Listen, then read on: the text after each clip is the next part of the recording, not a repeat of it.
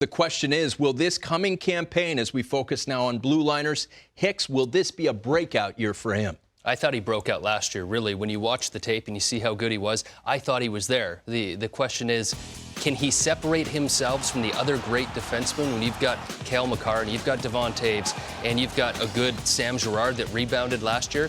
That's a lot of ice to go around for 4 really good defensemen.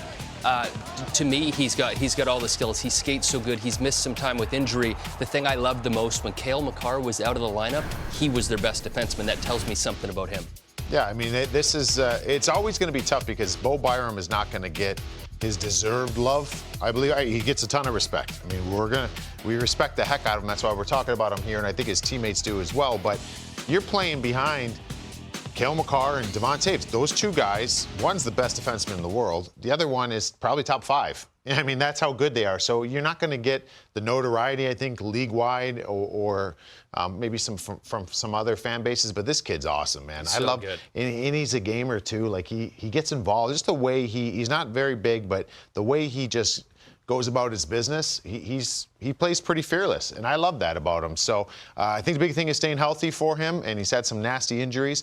But Bowen Byram, man, this kid's the real deal. We root for the health of all the players. If he can just stay healthy, he's going to do special things. Up next for us, Rasmus Sandin. Yes, Caps fans, we are well aware of what this guy is capable of. We saw him go from 16 to 35.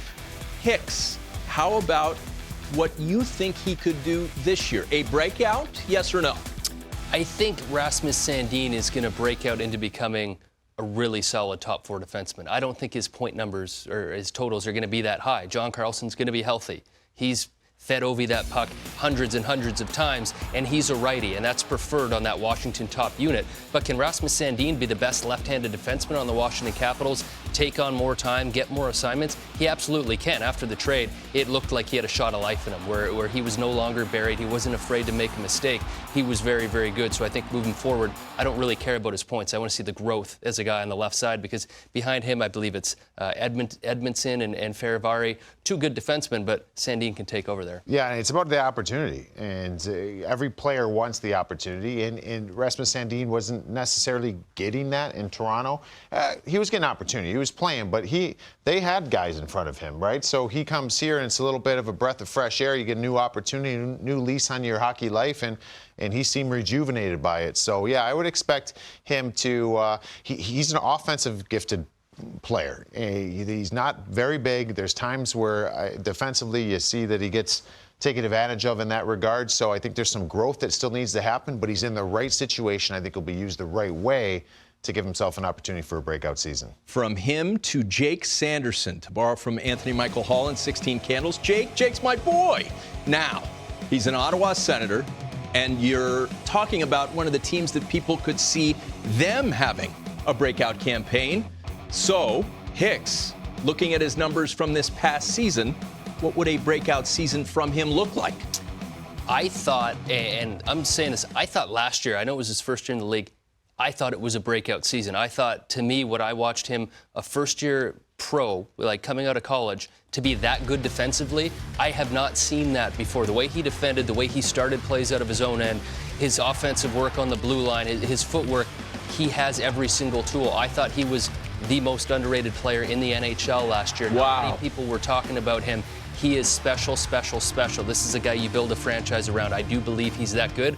At the same time, Jacob Chepgren was brought in. You've got a guy in Thomas Chabot that's been there doing offensive things for a long time. It always comes down to the numbers on the blue line and power play time. I don't care what his numbers are. I think he can get involved more. But defensively, as a well-rounded game, he already has it. Yeah, you talk about pressure. There's going to be pressure in Canada's capital this year. The Ottawa Senators need to make the playoffs, and they've got a team and a roster that's capable of doing that.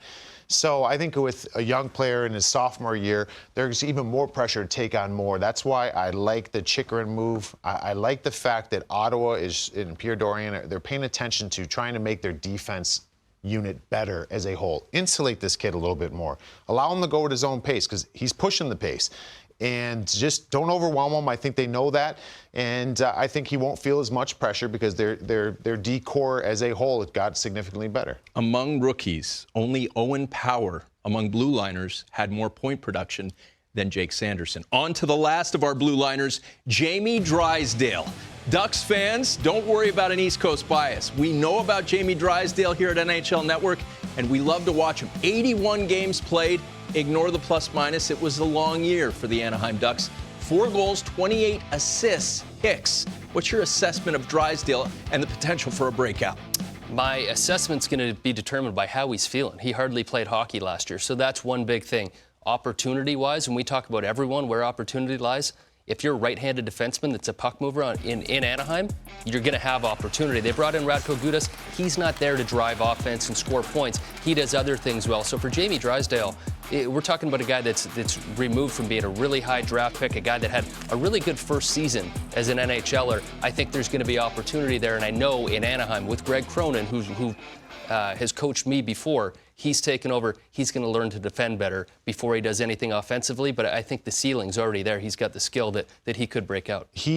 Jamie Drysdale, I've seen him since he's played in Erie of the Ontario Hockey League. It's not a hot take. I really firmly believe he might be the best skater in the NHL. Like, that's how good of an all-around skater he is. With his transition, the way he skates, I mean, he skates better backwards than a lot of people do forwards. I think sometimes it's a bad habit of his that he continues to skate backwards even in the offensive zone. It's a very strange thing to see. But if Greg Cronin and company can start using his skating, we know he's an offensive-minded player.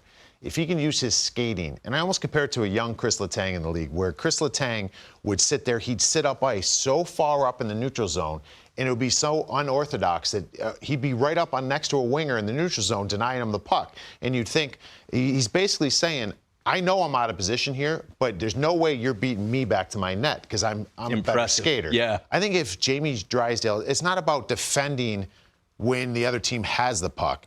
It's about defending before they get it. You're such a good skater. Get right up in the kitchen of those forwards. Like, if he can start doing that, I think it'll give him a fast track to learn how and be more confident defensively because he might be the best skater in the NHL.